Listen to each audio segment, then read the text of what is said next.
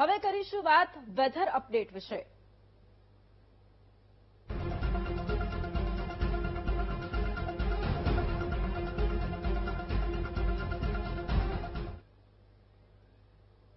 તો એક તરફ ભીષણ ગરમીનો પ્રકોપ છે, બીજી તરફ ચોમાસું આ વખતે જલ્દી આવે તેવી પણ આગાહી કરવામાં આવી છે।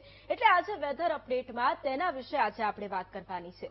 એક તરફ રાજ્યમાં આપણે એ પણ જોઈ રહ્યા છીએ કે છેલ્લા 2 થી 3 દિવસમાં જે આગાહીઓ કરવામાં આવી કે ભીષણ ગરમીનો પ્રકોપ રહેવાનો છે, તેની સાથે સાથે ઘણી બધી ચર્ચાઓ એવી પણ છે કે હવે આ ગરમી માત્ર 2 થી 3 દિવસ રહેવાની છે, પરંતુ તેની સાથે સાથે ગરમીનો પ્રકોપ હવે 2 થી 3 દિવસ બાદ ઘટવાનો છે। પરંતુ અત્યારે જે પ્રમાણે સ્ક્રીન પર આપ જોઈ રહ્યા છો, સૌથી પહેલા આપણે વાત કરીશું જે ચોમાસું જે જલ્દી આવવાની વાતો થઈ રહી છે તેના વિશે આપણે વાત કરવાની છે। સૌથી પહેલા આપ સ્ક્રીન પર જે રીતે જોઈ રહ્યા છો, અત્યારે એક સિસ્ટમ અહીંયા સક્રિય બની છે। હવે એ જે સિસ્ટમ છે એ બંગાળની ખાડીમાં એ સિસ્ટમ સક્રિય છે।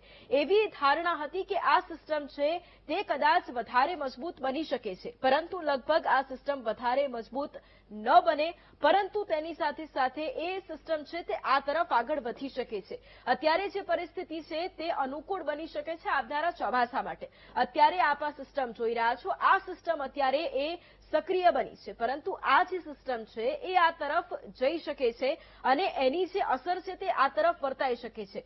જે દક્ષિણના જે રાજ્યો છે એટલે જે સૌથી પહેલા ભારતમાં જ્યારે ચોમાસું પ્રવેશતું હોય ત્યારે તે કેરળમાં પ્રવેશતું હોય છે, પરંતુ એના પહેલા અંદમાન સહિત એ જ્યારે ચોમાસું પ્રવેશે તેના સંપૂર્ણપણે જે તેનો વર્તારો છે તે અત્યારે દેખાઈ રહ્યો છે। હવે જ્યારે એક તરફ અત્યારે આ સિસ્ટમ અને આ સિસ્ટમ જ્યારે મજબૂત બની છે ત્યારે તેના જે પવનો છે તે આ તરફ પણ અસર કરે તેવી પૂરેપૂરી શક્યતા છે। એટલે અહીંયા પણ જે ઠંડકનો અનુભવ થાય તેવી પણ આગાહી કરવામાં આવી છે। હવે જ્યારે આખી આ સિસ્ટમ બનતી હોય ત્યારે સ્વાભાવિક રીતે ચોમાસાને લઈને પણ અનેક ચર્ચાઓ થતી હોય। હવે જ્યારે આ સિસ્ટમ છે એ ચોમાસા માટે અનુકૂળ માનવામાં આવી રહી છે, એટલા માટે કારણ કે જે પરિસ્થિતિઓ પ્રી મોન્સૂન એક્ટિવિટી જ્યારે સક્રિય થતી હોય ત્યારે આ જે સિસ્ટમ છે તેને પણ સીધી રીતે અસર કરી શકે છે। અને એટલા જ માટે જે વાતો વહેતી થઈ છે, જે વાતો કહેવામાં આવી રહી છે, હવામાન નિષ્ણાંતો હોય એની સાથે સાથે જે તમામ આગાહીકારો હોય તેમના દ્વારા જે કહેવામાં આવી રહ્યું છે કે ભાઈ આગામી સમયની અંદર ચોમાસું જલ્દી ગુજરાતમાં પ્રવેશ કરશે, એ વાત તદ્દન સાચી છે।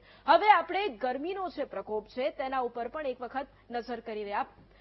જે તમામ મધ્યના જે રાજ્યો હશે ભારત દેશના આપ જોશો તો ત્યાં ગરમીનો પ્રકોપ ખૂબ વધારે છે, પરંતુ આપણે વાત ગુજરાતની કરવી છે। અત્યારે ગુજરાતમાં શું પરિસ્થિતિ છે એ હું આપને જણાવી દઉં। આપ જે પ્રમાણે ગુજરાતનો આપ જ્યારે મેપ જોશો ત્યારે આપને એ વાતનો ખ્યાલ આવશે કે મધ્ય ગુજરાત અને દક્ષિણ ગુજરાતમાં સૌથી વધારે ગરમીનો પ્રકોપ છે। અહીંયા જે મહેસાણાનો પણ એ પટ્ટો હોય ત્યાં પણ આપ જોઈ શકો છો કે લગભગ 40 થી 42 ડિગ્રી સુધીનું એ તાપમાન દેખાઈ રહ્યું છે, અને અમદાવાદનો એ પટ્ટો હોય ત્યાં પણ એ તાપમાન સતત તેમાં નોંધપાત્ર રીતે વધારો થઈ રહ્યો છે, અને એટલા જ માટે અત્યારે જે ગરમીનો પ્રકોપ છે એ પણ વર્તાઈ રહ્યો છે। અહીંયા આપ અમદાવાદ, વડોદરા હોય, દક્ષિણમાં ભરૂચ હોય ત્યાં ભીષણ ગરમીનો પ્રકોપ છે। કચ્છમાં પણ યલો એલર્ટની પરિસ્થિતિ છે, અબડાસા સહિતના વિસ્તારોમાં યલો એલર્ટની પરિસ્થિતિ છે। આ તરફ જે મહેસાણાનો એ પટ્ટો ત્યાં પણ 40 થી 42 ડિગ્રી સુધીની આગાહી કરવામાં આવી છે। અમદાવાદ, વડોદરા સહિત તો લગભગ એ તમામ જિલ્લાઓ કે ત્યાં 44 ડિગ્રી સુધી તાપમાન પહોંચી ગયું છે। કોસ્ટલ એરિયાઝમાં થોડા ઘણા અંશે રાહત છે।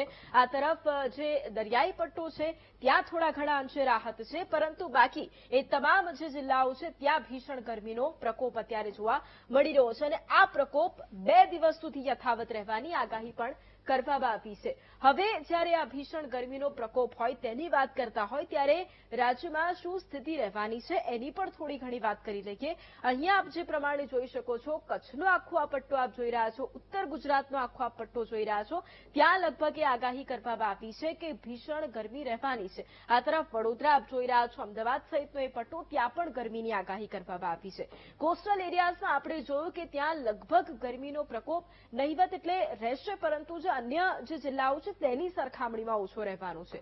પરંતુ તેની સાથે સાથે સુરેન્દ્રનગર, સૌરાષ્ટ્રમાં જો સૌથી વધારે ક્યાંય અસર થવાની હોય તો એ સુરેન્દ્રનગરમાં થવાની છે, અને સુરેન્દ્રનગરમાં ભીષણ ગરમીની આગાહી કરવામાં આવી છે। હજુ પણ 2 દિવસ રહેવાનું છે, અને એટલા જ માટે આજે વેધર અપડેટમાં આપણે સમજ્યું છે કે જ્યારે એક તરફ ભીષણ ગરમીની આગાહી, તેની સાથે સાથે જે વરસાદને લઈને જે પૂર્વાનુમાન કરવામાં આવ્યું છે કે ભાઈ આ વખતે ચોમાસું છે તે વહેલું આવી શકે છે રાહતના સમાચાર, કારણ કે લોકો કંટાળી પણ ગયા હતા કે જે ચોમાસું છે તેમાંથી પણ લોકોને રાહત મળે. અને હવે દિવસ